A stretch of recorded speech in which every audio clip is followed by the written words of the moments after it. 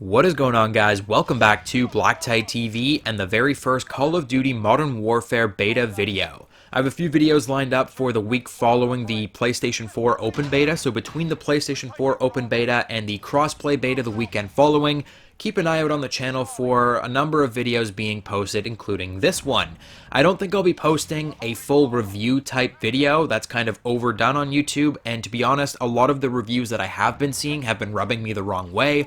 A lot of people have been complaining about the state of Call of Duty for a number of years, and they've been asking for a game exactly of this caliber, and we finally get it, and now it's nothing but complaints about this game now. And it's kind of really stressing me out because I really enjoy Modern Warfare. This could be the Call of Duty game for me. It's the game that I've been asking for a number of years, and I'm actually very excited about the game. There's no big issue with this game that I have. A lot of people have been pointing out this or that, and that's the thing that I'd like to avoid. I'd rather give the game a fair shake and not get into pros and cons and rating the game before we actually see what the entirety of the game has to offer. I'm not about to jump to conclusions based on a couple of game modes and a couple of weapons. Like, there's a lot more to this game that we don't have our hands on yet, and it could really round out the balance and make the game feel a lot better than it maybe is feeling right now. So I don't want to jump to conclusions. We won't be doing a big review type video. Instead, we'll be doing a lot of hot topic issues, like specific little things that we can really jump into and break down, well, the things that we have a lot of information on right now.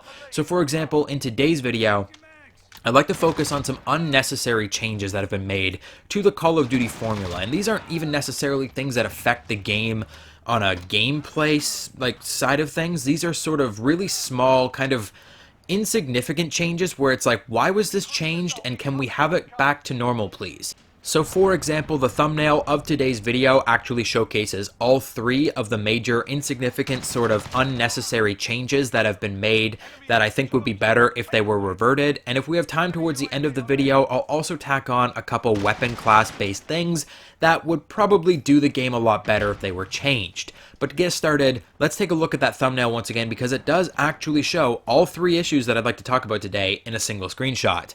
The first being the respawn delay. I've seen a lot of complaints about the respawn delay. One of my mods and friends has been complaining about this since it feels like the alpha.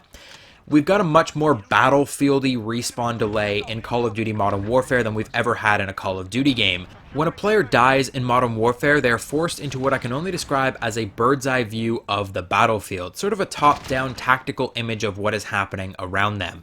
My major issue with this respawn mechanic is that it gives you way too much information. It isn't a static image, it's updated in real time, and you can see enemy players moving around the map. This has led to a number of enemies perishing at the end of my blade during the first weekend of the beta because I figured this out very early on. When you're dead, you have nothing better to do than look at this top-down image of the map, and that's going to give you information that you wouldn't otherwise have. You might see an enemy moving his way through the back alleys towards your spawn. You'll respawn, look at that alley, and start shooting because there's a guy coming that way, and you get that free kill. Meanwhile, that guy's like, what the hell? I did all the stealthy things right. I've got Ghost. I'm using a suppressor. No one should have known I was coming this way. It's only because I had God view that I got that kill. So it's kind of silly that you can see enemies moving around the map. It works in Battlefield because Battlefield you get to choose where you respawn. In Modern Warfare, it's still a random respawn, so we shouldn't be able to see enemies moving around the map, giving us that extra map awareness while we're dead. The other side of the respawn delay issue is that it is in fact a respawn delay. Call of Duty is a twitch shooter known for very fast-paced frenetic action, getting in and out of gunfights incredibly quickly, and even after death, that should be no different.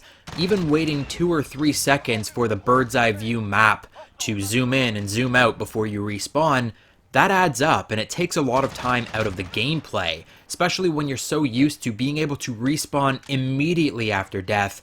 It sucks to have to wait through this weird animation that you probably don't really care too much about. People just want to play the game. They want to get into the gameplay, and think about adding that zoom in, zoom out to an actual respawn delay. We aren't playing in modes that traditionally have respawn delays in the beta. So if you had a 5-second respawn delay plus this map, zoom in, zoom out, it's going to take a lot of time out of actually playing the game, and people aren't a fan of that. They want to be able to respawn as soon as they die so they can go back after that guy that just got them. So in my opinion, I think they really should rework this bird's eye view tactical map respawn and maybe only include it in the really, really large game modes like the 32v32 ground war that we'll have in the second part of the beta. The second unnecessary change for Call of Duty Modern Warfare versus previous Call of Duty games that I disagree with is the option to change your display name. I understand why this change was made, given that crossplay is now possible in Call of Duty. You have the option to change your name, change the way that your name is displayed on any console to your Activision name. However, this has already led to a number of people just changing their name to all kinds of obscenities and absurdities, things that you wouldn't want your name to be. I've also seen a lot of catfishing going on with players taking the names of professional players or like YouTubers. They're stealing their names and they're using their names as their display names because there's nothing that can stop them from doing that now. As long as you go into your Activision account, you can change your display name to anything that you want it to be because it's linked to your account and not to your PlayStation, and then you can just change it on your PlayStation to make it so that it shows your display name instead of your PSN ID.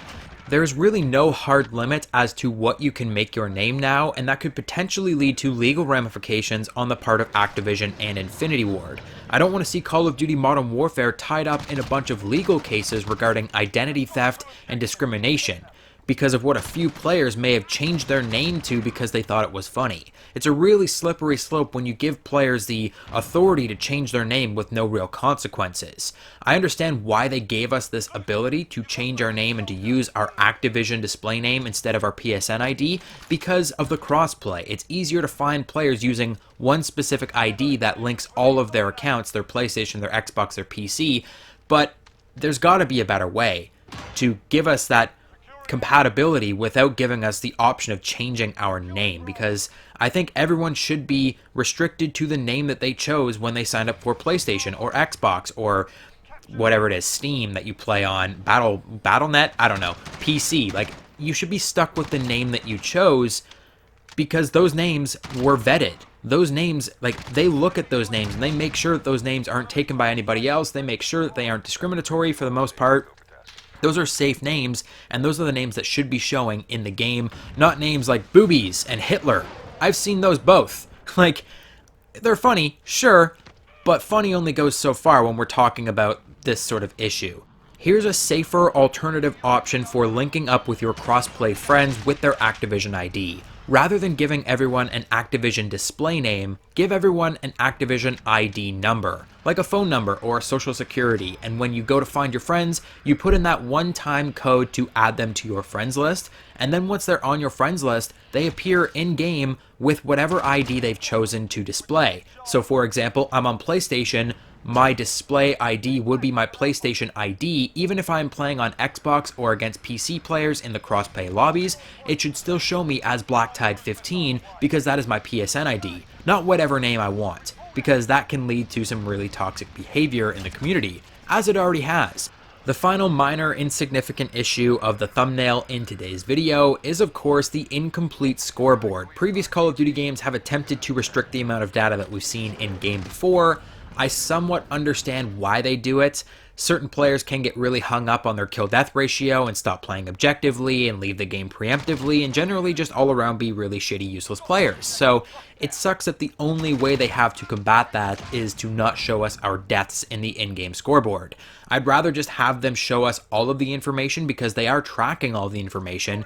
By the end of the game, at the very end scoreboard, you can see your deaths, you can see your assists, your captures, your kills, you can see everything. They're tracking all of the data. They might as well show us all of the data while we're playing the game. Again, I do understand that they don't want to show us deaths because some players are absolute tools, but I mean, we've basically come to terms with that in the Call of Duty community. We know that people are going to rage quit. We know that people are going to play kill death and they're not going to go for the objective. 15 years into the franchise, it's something that we've all gotten used to at this point, and I'm sorry Infinity Ward, but this is an area where you guys need to catch up. Just show us all of the information that we're seeking throughout the entirety of the game. Give us our kills, give us our deaths, give us our assists, our captures, our whatever the hell else is useful for us to know in a game. Just let us know. Guys, we've reached the end of the video, so if you could hit the like button, I'd really appreciate it. I also have links to my Twitch page and my Twitter page in the description down below. You can also join my Discord. I have a few other topics that I'm going to bring up here for you guys that have stuck around this long in terms of weapon class balance. So first up, marksman rifle weapon class. I don't know why that's a thing in this game. Maybe there's going to be more sniper rifles and more marksman rifles in the full build of the game that they aren't even showing us here. I really hope that's the case, because as of right now, there are only 3 snipers and 3 marksman rifles, and the classes don't even make a whole lot of sense. For example, the Kar 98K is in the marksman rifle class, whereas that has been a sniper rifle since like the beginning of time. So why not just put all 3 of the marksman rifles into the sniper rifle class and just call it sniper rifles and have 6 sniper rifles instead of 3 and 3? Sure, it's exciting to have the marksman rifle weapon class back for the first time since Call of Duty Ghosts, but not if it's not worth it. So unless there are more marksmans and sniper rifles in the full build of the game, they should probably just combine the 2 categories and call it a day. The last little topic I had for you in terms of weapon class balance: why the hell are shotguns primaries again? They worked perfectly well in Black Ops 4 as secondary weapons. They've worked perfectly well as secondary weapons in Call of Duty games in the past. Modern Warfare 2, for example. Infinity Ward has sampled a lot of Modern Warfare 2 assets for Call of Duty Modern Warfare, and yet here we still are with shotguns as primary weapons. And the shotguns are not good enough to be primary weapons. For the most part, they are 2-hit or quit like the MOG from Black Ops 4, which make for perfect secondary weapons.